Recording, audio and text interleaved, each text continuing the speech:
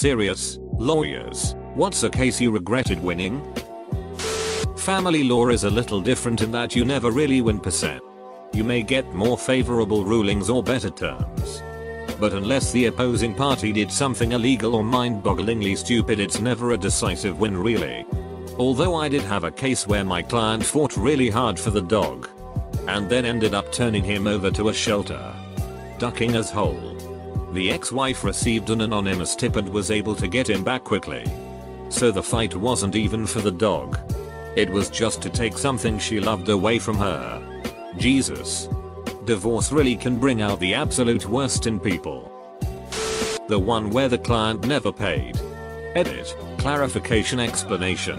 When I was a young associate, I was assigned to do a civil commercial trial for a client that was not happy with a senior partner. He stopped paying. We moved to withdraw. The court refused to allow us to withdraw and forced us to go to trial. Spend a significant amount of time in trial prep. etc. I win the trial. Client never pays. Client's position was that my boss screwed up the deal and that there never should have been a dispute trial to begin with.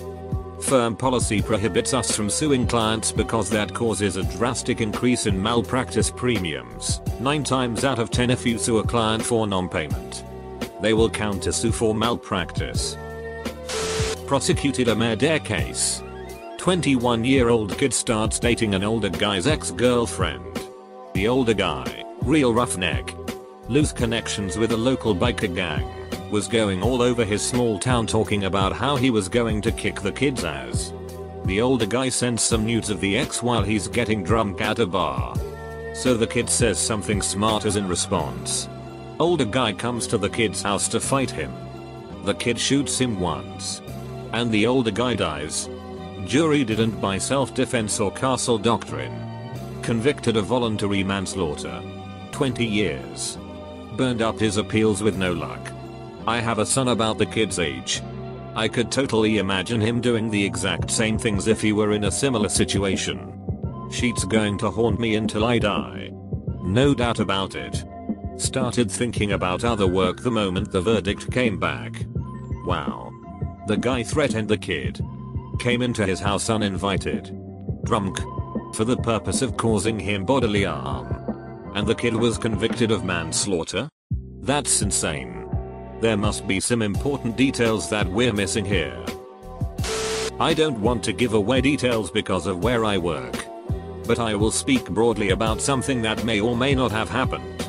There are attorney guardians ad litem, GAL, who represent the best interests of children who have been adjudicated to be abused, neglected, or dependent. Dependent means that the child is dependent on state support. Think of both parents tragically passing without other family members. Part of the job is making recommendations to the court about when and in what manner children should be reunited with their parents after parents engage in services to prevent an incident from happening again. The child was abused. The parent did services for a year. The GAL recommended the child be returned to mom. Mom held the child about a year later. That was a pretty sad one. My was a gal. She tells a story about a teenager who told his single mom he was gay. She flipped and started hitting him and kicked him out. So the state stepped in and took away both of her kids. She calmed down and reconciled with her son, but the kids couldn't move back in unless she took some sort of state mandated course, maybe anger management, in order to take the course. She missed a lot of work and ended up losing her decent paying blue collar job, which led to her losing her house. Or there's a 6-year-old who was sexually abused for years. She was taken in by the state and held in some institutional facility where they handled her bad behavior by putting her in 4-point restraints. Because that's not gonna trigger a 6-year-old abuse victim at all. Women wanted her daughter custody. We use the state preference about custody going to the mother, judge bias, her improved economical situation, and some minor garbage like her grades and discipline problems at school to discredit the dad. Not even a month after we won, the mother calls and says she had a problem. Then she explains the problem was that her BF raped the girl, and after that she had the gall to ask we pick up his defense. One of the things that made me quit to gov work. That poor girl. Her mother has totally failed her. Did a divorce where the husband, who I was representing, wanted to trade custody of his children for a set of bedroom furniture. The bedroom furniture was not even like a family heirloom. It was furniture that you could probably get at a Rooms to Go or something. Still makes me ill. That's why I got out of family law. I hope he got what he wished for. He doesn't deserve to be called a dad. Was representing the government at a social benefits tribunal. The applicant was an autistic man who was struggling to make ends meet but was trying his absolute best to contribute everything he could to society. He had a job where his manager was very accommodating and he was a very sympathetic person. He just wanted the extra cash to make his life a little easier for himself. Sadly, he didn't qualify for the benefit. But I think he deserved it. My closing argument was that no matter how much we empathized with this man, no matter how deserving we thought he was, he simply didn't qualify and the tribunal had to apply the law. He was unsuccessful, and when I left the building to head back to my office he was just sitting outside on the curb crying. That image has stuck with me for a few years. Pretty heartbreaking. After law school I clerked for a judge on the 3rd Circuit and saw many appeals re-denied benefits where it was clear that the appellant was suffering and sympathetic, but not entitled to relief under the law. It was hard enough to deal with it on the dry facts of the briefs. So I can only imagine the emotional burden you had at the trial hearing stage. I did some custody work early in my career and won some cases more on the merit of my trial skills than on the merit of the parents. The thing with family law work in general is that there is essentially no bar to entry. Anybody with a law degree and a pulse can get a family law practice up and running quickly because there is just an absolute glut of work. What that also means is that 75% plus of the lawyers practicing family law are clueless and awful. Early in my career I certainly was clueless. But at the least I was not awful. Therefore, in a battle between clueless plus awful versus just clueless, clueless usually won. So yeah. I can't recall any specific cases. Except to say that fighting over children in court is a terrible thing and basically everyone loses. I regret that entire portion of my career. My ex-GF did family law right out of college. In, of all places, one of the ittiest towns in the state, and the work was brutal emotionally. I'm guessing part of the glut of work would be the lack of people who would want to stay in the field. At least after some practice. I'd be more willing to defend a corporation from a lawsuit than to have to deal every day with parents lying, manipulating and slinging shit at each other while using their kids as a means to their end. Soul crushing. She didn't last long. She's a sweet girl. And moved to immigration where she's much happier. When I did medical malpractice defense work and won a motion for summary judgment against plaintiff's family and estate of the deceased daughter. Family brought 9-year-old girl to the hospital because she was very ill. In the end, the daughter died in the hospital with ruptured appendix. Doctor, who was not at hospital at the time, kept calling in because it was middle of the night, checking her vital signs. He never came to hospital because he believed, wrongly, disputed by plaintiff and defendant experts, that she did not need surgery. By the time the family actually saw a doctor over 24 hours later she died of septic shock. Plaintiff's experts stated it was clear that she needed appendix taken out. And if seen by a physician in timely manner, a routine surgery to remove appendix would have saved her life. Not sure I quite understand. So the doctor was acquitted? Why? If a judge ever asks if you want a continuance, and you haven't even asked for one, take the continuance. The judge is about to rule against you and it will probably ruin your case. I can't imagine the fine-tooth comb. If you win a case you're not supposed to win under the law. It means that the judge or the other attorney screwed up. And it's difficult to feel bad about that. It also means that the decision likely will be appealed, which makes it hard to get excited about an upset win. Source: Am Lawyer. If you are a criminal defense attorney your wins are not getting appealed except under very rare circumstances. There was a case that I saw that involved a claim with fee shifting, meaning that if the plaintiff won, their attorney's fees would get paid by the defendant. Defendant pushed an aggressive legal position at trial that the judge agreed with and won, avoiding a few thousand in liability to the plaintiff and a few thousand in attorney's fees. So far so good. But then the plaintiff appeals all the way to the state's high court, requiring a ton of briefing and time.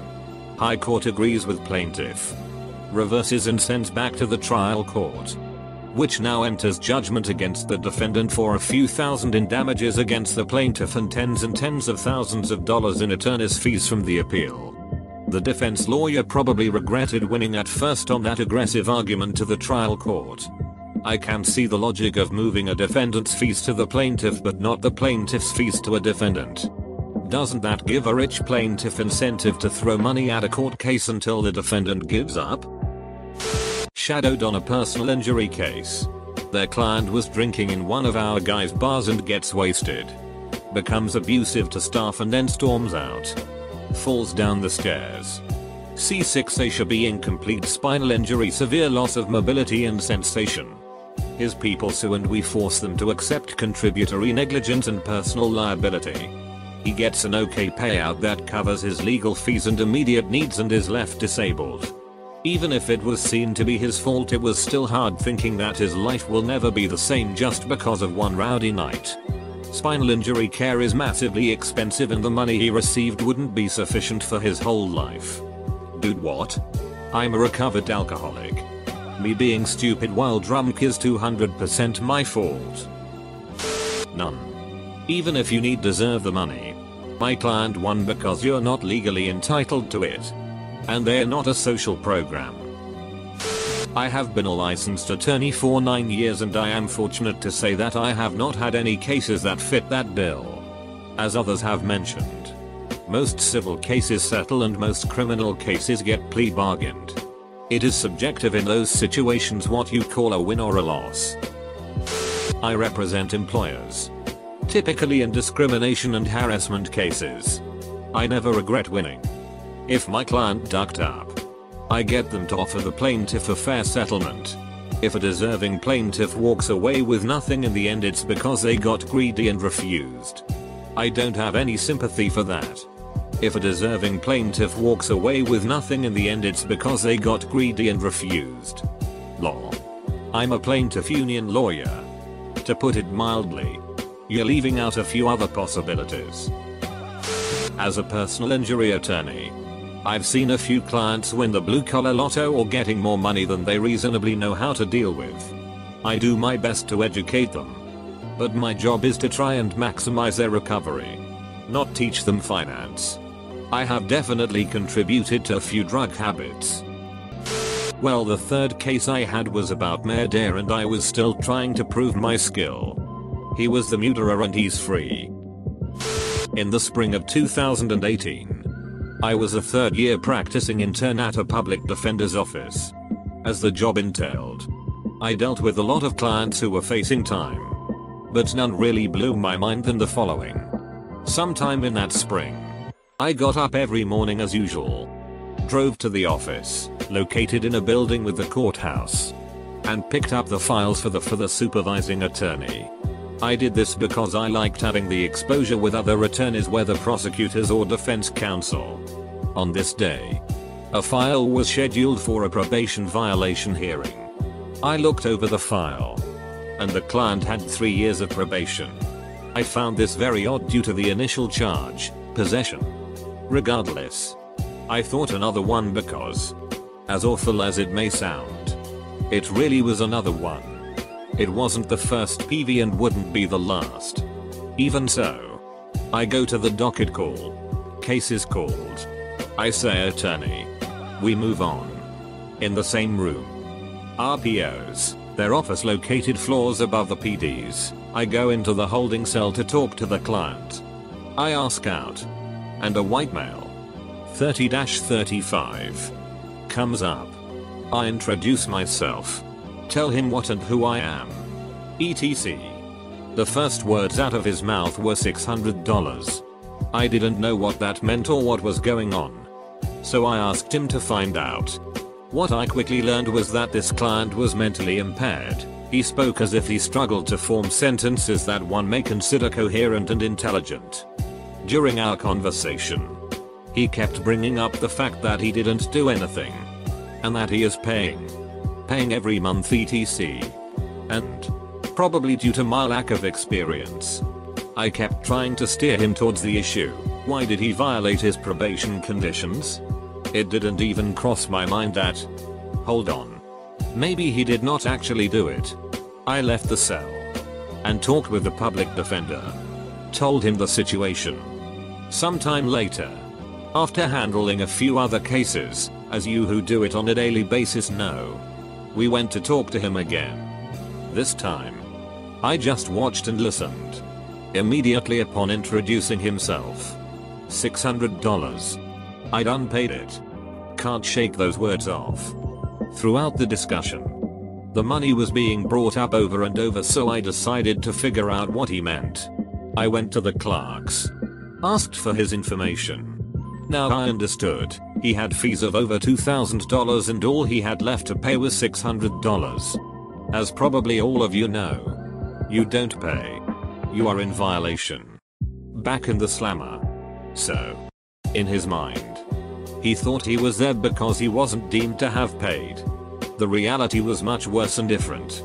After a mini investigation, I determined the halfway house, or similar to the idea, he resided. I contacted the wonderful old woman who ran it, if you will. She gave me details that this man, although he knew, could not regurgitate and express. Turns out his PO was a scumbag. He had gone to the halfway house, told our client what a piece of shit he was and how he was a waste of DNA. He proceeded to go into the kitchen, sat down, and brought out his service firearm. Then, he ordered our client to go into the backyard. Our client did. PO told him to dig a grave for himself and told him to use the PO's gun to shoot himself in the head. All of this done in front of the old lady. On the day of the case, I called and she immediately came to testify for him. The judge dismissed the case. Found out later, the PO was sexually assaulting others and was let go. Never had the chance to meet him face to face. Edit, don't regret winning the case, but certainly regret having the train of thought sided before I even knew the situation. Edit, sorry for the confusion regarding PO. He was let go from his position. And last I heard from a fellow PO, he was facing legal recourse. This probably won't be the best answer, but it is a real one. After law school I had to turn down a criminal defense job offer because my wife got a better offer somewhere else. So basically, I followed her along and was desperate to find something. After 3 months of fruitless efforts, I would take just about any job that required a JD, whereas literally the only thing I ever wanted to do was criminal defense. 3 months after moving I got an interview for a real estate litigation job. They hired me the next day. Looking back, that was probably red flag number 1. First day on the job they taught me how to foreclose on a claim of lien. These are 2 things I had never heard of before. Turns out, it is totally brainless work if you have the right forms, mind-numbingly boring, basically just cutting and pasting new addresses and amounts owed. So anyways, it took me about 2 months to realize this, when I had my first set of hearings, but literally my sole purpose at the firm, which represented over 100 homeowners associations, was to take people's houses away for not paying their homeowners association dues. After my first set of foreclosures, I actually slipped into a pretty legitimate depression. I was getting paid peanuts to drive nearly an hour to work every day to do work I despised on behalf of people I literally could not pretend to care about. The straw on the camel's back was when I started signing the foreclosures and realized I was that guy. Yeah, no. I understand someone has to do the work, I guess. There certainly is a lot of money to be made, but it was not for me. I did that job for 3 months. Came home one Friday and told my wife I'd rather be homeless than go back on Monday. By some stroke of luck, I started a stellar criminal defense job within 2 weeks, and all of the heartache has 100% been worth it. I've won a lot of cases. You have to redefine winning and losing when doing criminal defense, because sometimes even a particularly juicy plea is a winner-mo, and never once felt bad about it.